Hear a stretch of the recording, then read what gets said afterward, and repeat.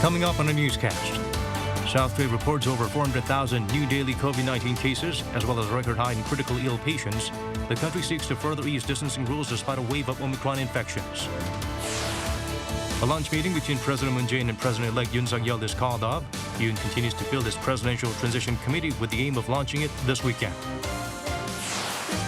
The war in Ukraine has been ongoing for weeks. Diplomatic efforts continue, with the country's president now saying Ukraine is not expected to join NATO.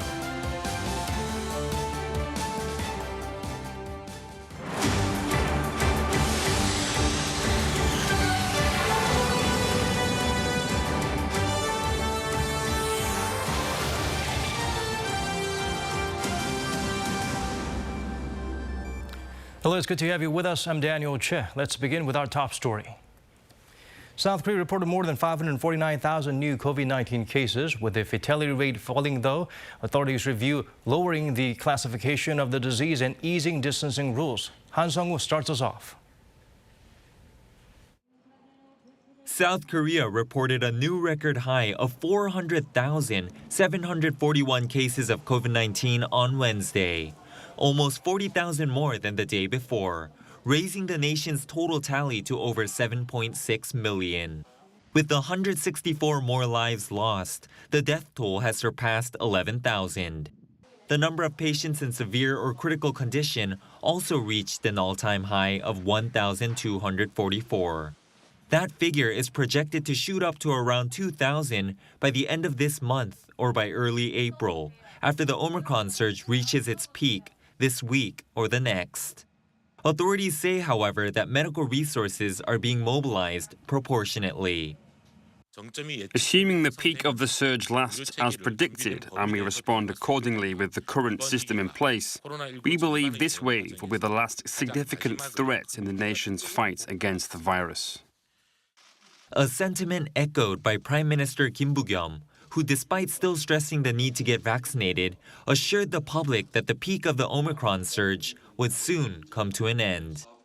Quarantine authorities should discuss with the medical community how COVID-19 as an infectious disease can be reclassified from its current grade of level 1 so that the virus can be medically dealt with in an ordinary setting. As such, health officials are increasingly concentrating their time and effort on treating patients who really need it, the most vulnerable. Those with underlying conditions in their 50s have now been excluded from the so-called intensive management bracket so that healthcare workers can focus on patients in their 60s and those with weak immunity. Meanwhile, people hospitalized for different illnesses who contract the virus but show mild or no symptoms will now receive care in their regular beds, not in isolation. The government will announce on Friday changes to its antivirus restrictions before its current social distancing scheme expires on Sunday. Several options are being considered for what is to come into effect on Monday, including maintaining the current guidelines, relaxing them further to allow gatherings of 8 and restaurants to operate until midnight, or even lifting the rules altogether. Before authorities make a final decision, though, they'll be holding in-depth discussions with stakeholders, including related ministries, local governments, and of course, medical personnel and business owners. Han Sung-woo, Arirang News. Local health authorities changed their at-home treatment policy. From Wednesday, those in their 50s will no longer be classified as part of the intensive management group, meaning they won't get daily health checks or at-home treatment kits. Shin Yeon brings the updates. Since the spread of Omicron, South Korea has been seeing 6-digit COVID-19 tallies. To make sure its medical capacity isn't burdened by the record number of cases, health authorities have been dividing those who are at home with COVID-19 into 2 groups based on their risk of severe illness. Those most at risk are placed in the intensive management group. Originally, that included seniors aged 60 and above or those aged 50 and up with underlying conditions. Other age groups and those with 0 to mild symptoms were a part of the standard management group. But from Wednesday, authorities have decided to narrow the eligibility for those who need greater care as part of the intensive management group to only seniors aged 60 and up or those needing medication because they're immunocompromised. This change comes mainly because most of those in their 50s who contracted COVID-19 did not develop severe symptoms.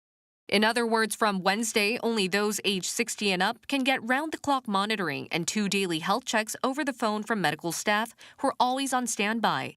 Unlike those in the standard management group, these seniors can also get home treatment kits, which include fever medication, thermometers, and self-test equipment.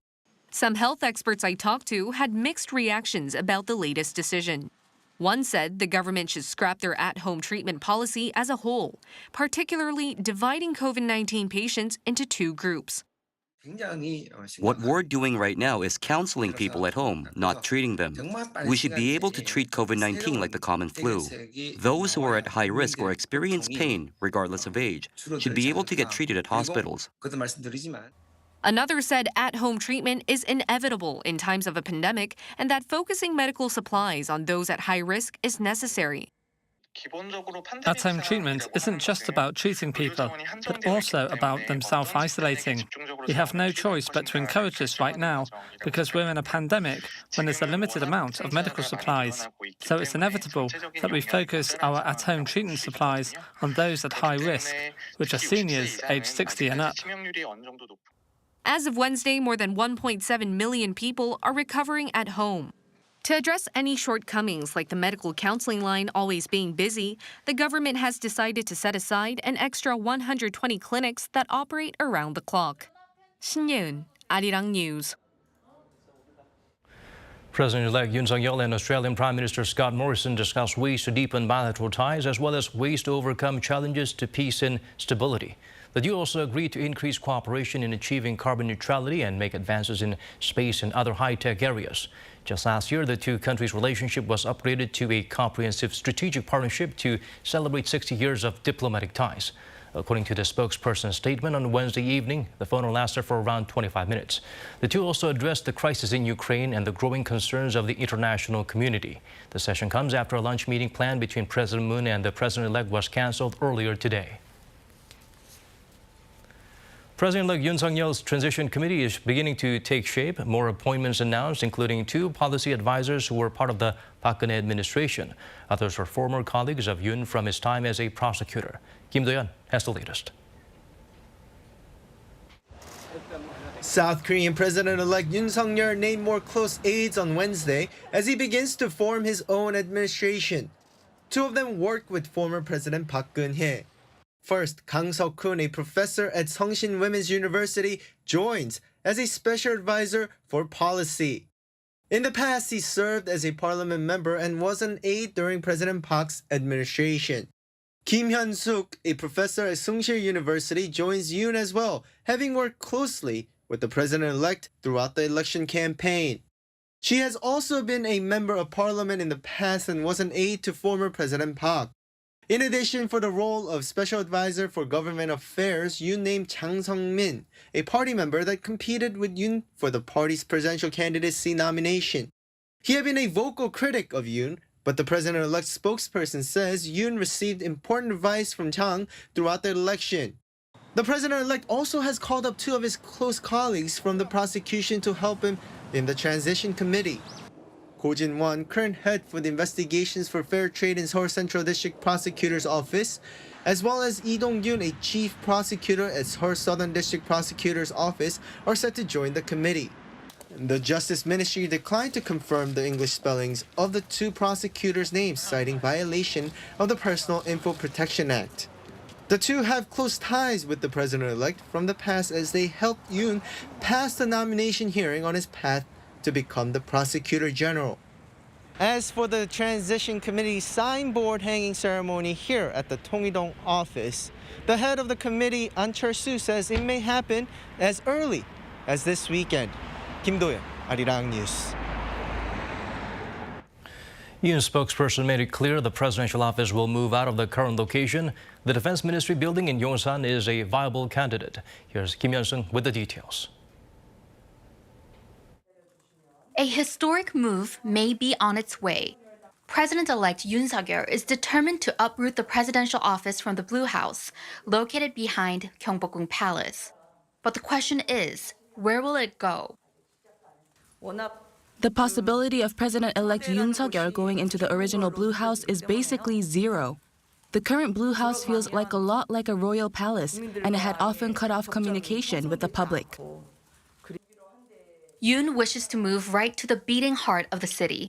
The Foreign Ministry building in Gwanghwamun and the Defense Ministry building in Yongsan have risen as the top contenders for the new presidential office. But these buildings come with their own challenges. First of all, the Foreign Ministry building is dogged with security problems. With a lot of high skyscrapers right next door, guarding the new president may be extra difficult. Also, this building has no space for a heliport, underground bunkers, or reception halls. So as a viable alternative, the Defense Ministry building in Yongsan is being discussed. This area doesn't have any other high structures surrounding the building. It also has plenty of space and has an underground bunker already built in. The place also holds true to Yoon's intention to stay amid the public. If he steps out, he's right in the geographic center of the city. But this location comes with its own challenges. Some people may find the Defense Ministry hard to approach. Also, if the intention was to communicate with people at a closer location, the building in Yongsan is more secluded than the one in Gwanghwamun. Moving the presidential office won't be a simple issue. There needs to be a discussion about how apt it is to move to Yongsan because the development of surrounding areas and land regulations will follow. Some are also concerned that if the presidential office moves to Yongsan, Gwanghwamun and its surrounding area will lose its symbol as South Korea's political hub. For centuries, the leaders of South Korea, kings and presidents alike, have settled into the Gwanghwamun area. But with Yoon coming into office, that Gwanghwamun era may come to an end. Kim Hyun-sung, Arirang News. President-elect Yoon Suk-yeol will be using a single 5-year term to reshape the future of Asia's fourth-largest economy. With his key pledge of having more private sector-led economic growth, the nation is expected to see a major shift. Ji-young tells us more. President-elect Yoon Suk-yeol has promised to create private sector-led growth, and it is seen to be more market-friendly than outgoing President Moon Jae-in. 국민 개개인에게 공정한 기회가 보장되고 자율과 창의를 마음껏 발휘할 수 있는 역동적인 나라, 정부 주도가 아닌 민간 중심의 경제로 전환하여 일자리를 창출하고 중산층을 더욱 두텁게 할 것입니다. Yoon's goal is to double South Korea's potential economic growth rate to 4% from what is now around 2% and create a sustainable welfare system. Also, major changes are expected in the property market. The main people appointed to the presidential transition team's top economy subcommittee have been very critical of the real estate policies of the outgoing Moon administration as they're not market-friendly. The members are Kim So-young, an economics professor at Seoul National University, and Shin Sung-hwan, a finance professor at Hongik University. Kim said in his dissertation that restrictions on mortgage loans can hinder economic growth. The subcommittee members are to come up with specific measures that'll support Yoon's real estate promises, including easing regulations on mortgage loans. Despite Yoon's pledges, some say the real estate market is not likely to see much change until specific policies are announced. Currently, even after the election, there's not much change in the market. But many are feeling a sense of expectation that the reconstruction will speed up, and many are closely watching the tax reform. But because there is no specific announcement yet, people are taking a wait-and-see attitude. The market will be revitalized once policies are announced. However, experts say, although President-elect Yoon's market-friendly approach would be more beneficial for the country's economic growth, it would require major reforms. President-elect Yoon has stated that he would prefer to have more private sector-led economy. He will need to change a lot of the legal and regulatory restrictions that are in place currently, not only in the housing industry, but also places like high-tech industry. But the problem is, in order to do that, he will need the assistance of the opposition party, which has the majority in National Assembly. 엄지영, 아리랑 뉴스.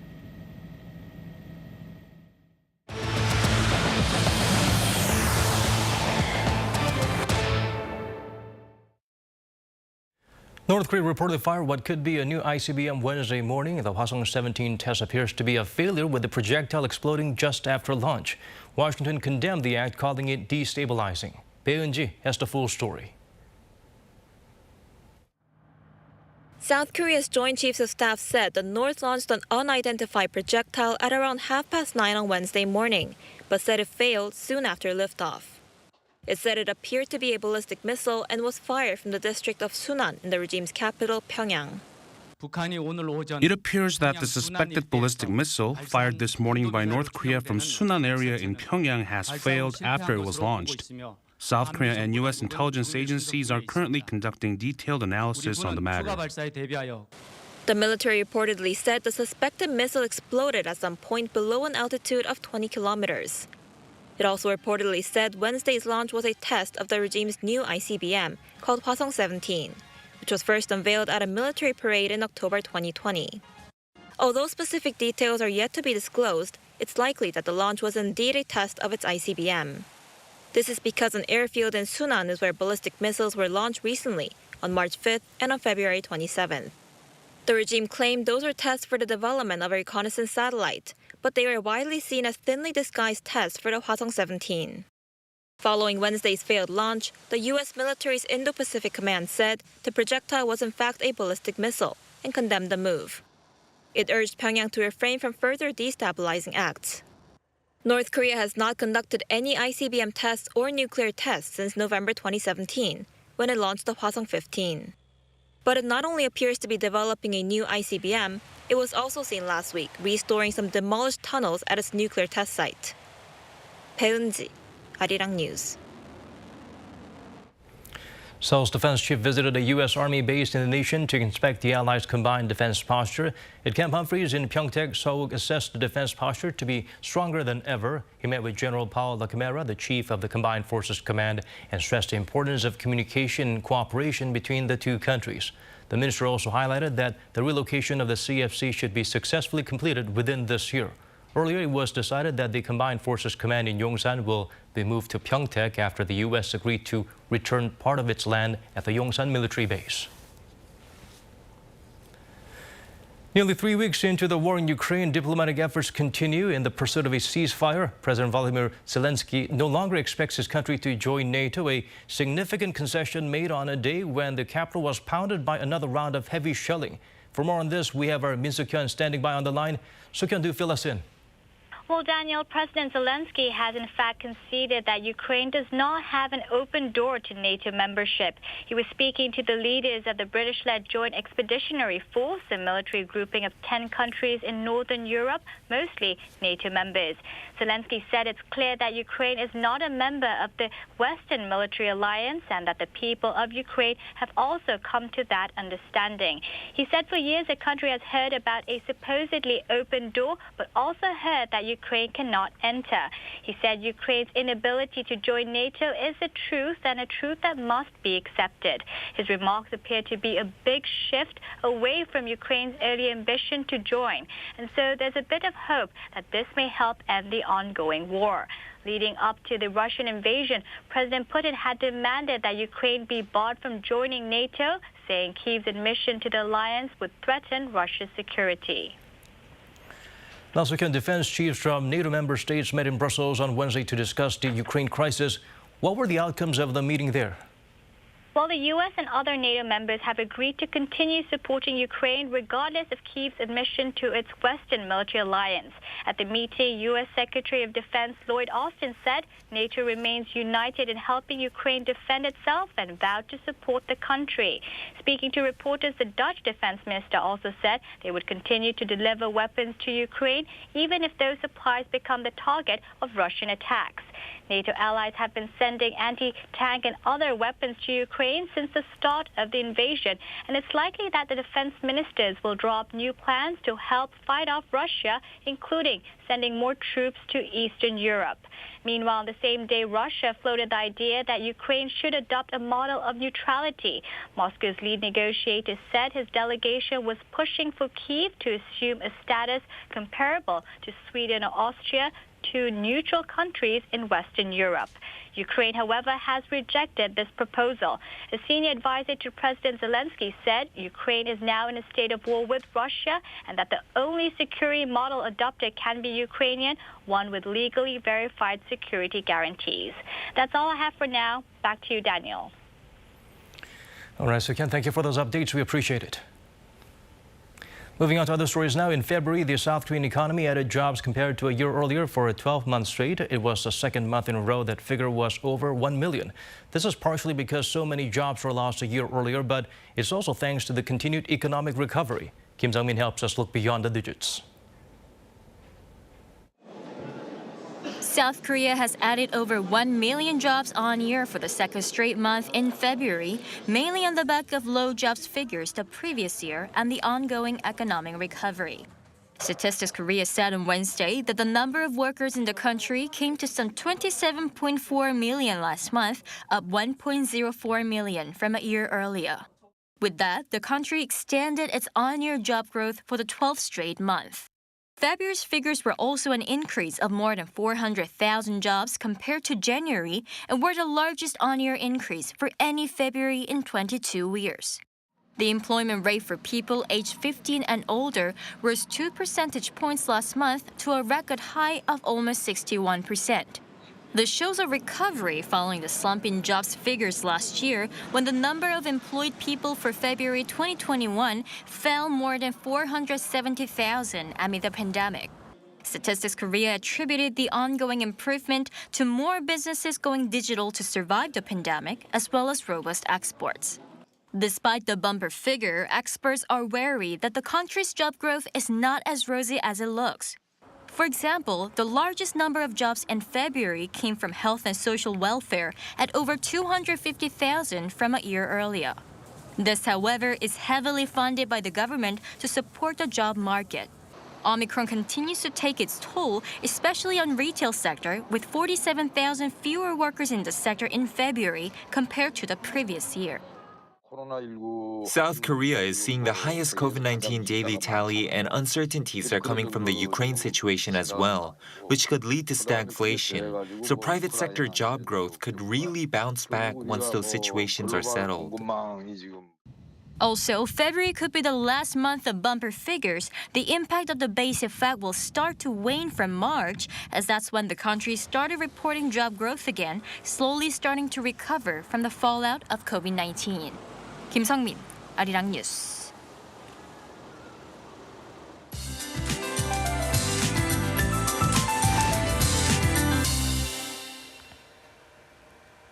A few light showers are in the forecast for tomorrow. The amount of rain won't be too much, with about 5 millimeters for inland regions. That includes the Seoul metropolitan area. Heavier rain clouds will be concentrated for Jeju Island, where 10 to 30 millimeters are expected. This round of rain will continue into Saturday. With the showers, clean air will be restored for most parts of the country, but dust particles will linger temporarily for parts of the west. Dusty conditions will remain for the morning hours across Chungcheongdo and Jeollado provinces. The rest of the nation will see air quality standing in the normal to good category. Morning lows are range from 3 to 12 degrees nationwide. Seoul will start off at 6 degrees Celsius. Daytime conditions will be breezier than usual. Seoul will reach 15 degrees. Daejeon and Chuncheon 13, and Busan will make it to 14 degrees. With the cold showers, temperatures will be on a downward trend. Readings will stay below the seasonal norms until the beginning of next week. That's all for now, and here are the weather conditions around the world.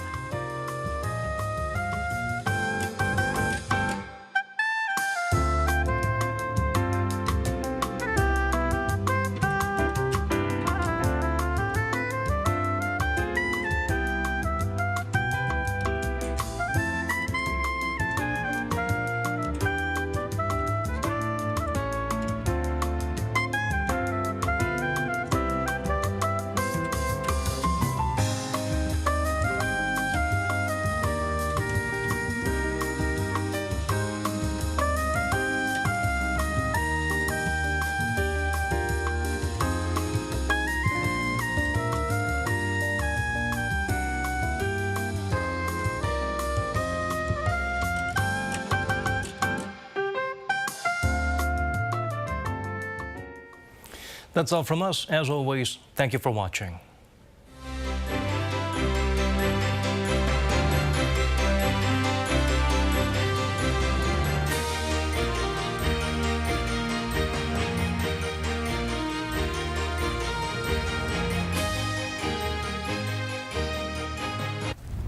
Everyone knows I'm passionate. Know why? Look at how passionate Koreans are. And you know I'm fast. Don't blink. Koreans move fast too. I'm creative on the pitch. People say I'm smart. Just look.